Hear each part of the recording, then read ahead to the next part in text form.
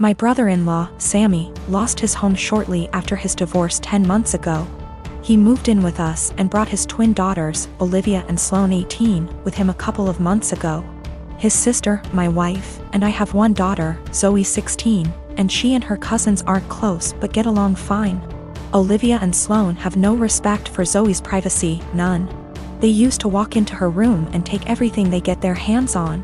Makeup, phone accessories, clothes, school laptop, etc. Zoe complained a lot, and I've already asked the girls to respect Zoe's privacy and stop taking things. My wife and Sammy saw no issue with this. After all, they're girls and this typical teenage girl's behavior. I completely disagreed. Last straw was when Zoe bought a $60 M.A.C makeup kit that looks like a paint set that she saved up for over a month, and one of the girls, Sloane, took it without permission and ruined it by mixing shades together while using it. Don't know much about makeup, but that's what Zoe said when she found the kit on her bed, and was crying. I told my wife and she said she'd ask Sloane to apologize, but I got Zoe a lock after I found she was moving valuable belongings out the house because of this incident. Sammy and his daughters saw the lock and weren't happy. The girls were extremely upset. Sammy asked about it and I straight up told him. He said, "My daughters aren't thieves. It's normal that girls of the same age borrow each other's stuff." He said Zoe could easily get another makeup kit for $15 from Walmart and shouldn't even be buying expensive adult makeup in the first place, and suggested my wife take care of this defect in Zoe's personality, trying to appear older than she is. He accused me of being overprotective and babying Zoe with this level of enablement. I told him this between me and my wife, but she shamed me for putting a lock on Zoe's door for her cousins to see and preventing them from spending time with her, saying I was supposed to treat them like daughters. Then demanded I remove it, but I said this lock does not get removed till her brother and his daughters are out of our house. She got mad I was implying we kick them out and said her family'll hate me for this. So I reminded her that I let Sammy and his family move, in which something her own family refused to do, so she should start with blaming them for not taking their own son and niece's granddaughters in. If it wasn't for her family's unwillingness to help, we wouldn't be dealing with this much disturbance at home. Everyone's been giving me and Zoe silent treatment, and my wife is very much upset over this. My boyfriend and I have been together over a year and living together about 6 months. He's an extremely light sleeper. We never used to have problems, but I'm now on medicine that causes me to have more insomnia, so it's harder for me to fall asleep. Lately, we've gotten into fights because he's being absolutely unrealistic about any noise in general. I can't clear my throat quietly, sneeze, or even yawn without him grumbling, groaning, or yelling at me at how loud I'm being. When I say yawn, I don't mean some exaggerated TV yawn, but literally the sound of me silently taking in and expelling air from my mouth 3-4x over the course of 2 hours sets him off. Sneezing is very rare and it's also quiet, but if I have to make any noise, I do it as silently as possible. But it's not enough for him. When I was extremely sick with the cold, he made me sleep on the couch because I was having a tough time sleeping without being able to actually blow my nose to breathe.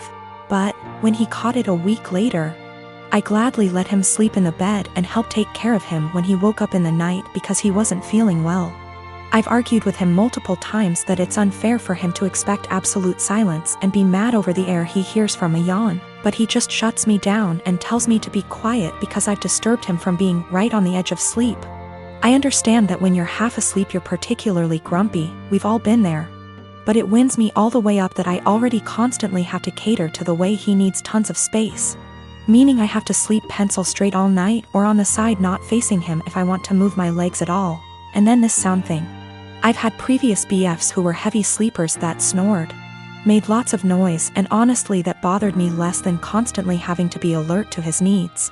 He says that earplugs don't work and he only likes to hear the fan, so white noise is out of the question. I don't want to go downstairs because then I'll just stay up, and I don't want to keep taking melatonin every night, but I'm this close to not renewing our lease together next year if things don't change. It also makes me feel like if we got married and had kids he'd just expect me to be up all the time dealing with the baby, so he can sleep, or complaining about his sleep, or if one of us was to have a chronic sickness that we'd have to sleep in different bedrooms, because of how selfish he is. My husband, Asian, and I, American, welcomed our firstborn 4 weeks ago. The baby is healthy, thank God, but I'm exhausted, haven't fixed my hair, barely able to shower and cannot sleep. My husband's family had been pressuring us to visit to meet the baby. I tried to hold them off as much as I could, but yesterday, I was surprised to find them standing on the porch. Turns out hubby invited them for dinner. I was embarrassed and felt like I wasn't ready for visitors, judgmental ones at that, cause the house was a mess, y'all. Anyways, my husband sat with them while I fed my son. Then later I asked my husband if we should order takeout for dinner. He said no, because his parents would find this rude and unwelcoming. He suggested that I go inside the kitchen and prepare something, anything long as it's homemade. I said fine, then went and made some mac and cheese. The reason I prepared this meal is because of how easy it is. Once I served the family, my husband's mom looked at me and was appalled. I noticed something was wrong. She asked if I really found it appropriate to serve her and the family mac and cheese. I asked why not, and she went on a rant about how disrespectful this was and that I clearly have no experience in what is right and wrong when it comes to hosting. I said, excuse me? Who said I signed up to host an expected visit from them? And she took it as in I didn't want them there. Her husband said they were just there to finally see the baby that I kept them from seeing for an entire month. That's a whole month of his life they missed out on. We had an argument and they decided to go home. My husband said that deciding to serve his family mac and cheese was more offensive than serving them nothing at all. I told him I was too exhausted to cook their traditional feasts that I was forced to learn from his mom. He took offense and said that I was being mean and disrespectful towards not only his family but his culture. I went inside the bedroom to stay with my son. My husband stayed on the phone with his family for an hour, then kept giving me the cold shoulder, and refused to eat what I cook in support of his family. I understand how some guests might find it offensive, especially his family, but I was just trying to make a quick homemade meal like my husband wanted. I am 17, female, have a child, Aaliyah. She is 6 years old, with my ex Jacob. He is 33 years old. He has a new girlfriend, Regina. She is 27 years old. We just finalized a court order he requested after meeting her and currently have complete 50/50 custody. Regina has always been a little too involved and believes that since she trains parents to parent, she knows everything. Every time I ask Jacob for help with Aaliyah, he comes with suggestions from Regina instead of workshopping things between the two of us. She has been overstepping for years. Jacob and I are pretty much parallel parenting now and do everything separate, including birthdays and even parent-teacher conferences. He brings Regina with him to his meetings. Regina picks Aaliyah up from school every day because I don't get off work in time, and he did not want to pay for the after-school program, since he did not need it during his time. So of course he jumps at the opportunity to involve Regina. Well, I currently am trying to find a car because I lost mine, so she ends up bringing Aaliyah to my home instead of our meeting point. When she showed up with my daughter, she was being really quiet and looked sad. When I asked her what was wrong, she wouldn't tell me, so I confronted Regina at her car, who said she took away Aaliyah's tablet and TV time because she refused to do her homework and kept her home from cheerleading practice until it was done, so she missed it. Aaliyah loves cheer, and this was just cruel to me. It's something she and Regina connect over, and she got her all into this sport just to use it as a tool to control her? To rip away when she feels like it? She's 6 years old, and that was not her place. I have told her before she was not allowed to discipline, but she said, if she is going to have Regina in her care, she will have to discipline her, and since she does not yell or hit, she doesn't understand the problem. I told her she is not a mom and should not be acting like one.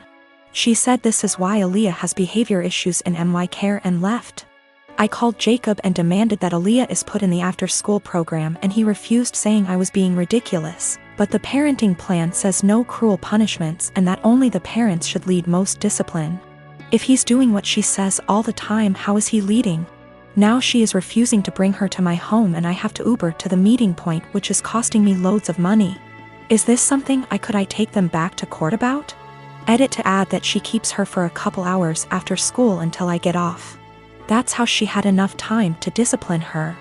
Yes, there is a clause about meeting partners. She's been around a few years, that's not the issue. She's just too involved in parenting and has been for a while. I feel like there are certain boundaries that should be in place and certain things only parents should handle. like discipline and PT conferences, etc.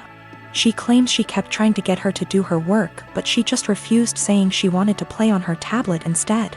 She should have called me or her dad when this happened. Cheerleading was Regina's idea. She was a cheerleader and pushed for Aaliyah to join. Aaliyah fell in love with it, and now I feel that Regina is using that to control Aaliyah.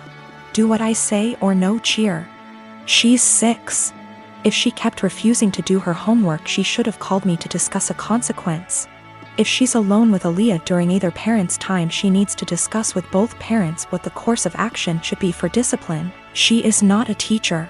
She is not a professional we are paying for, therefore guidelines need to be followed.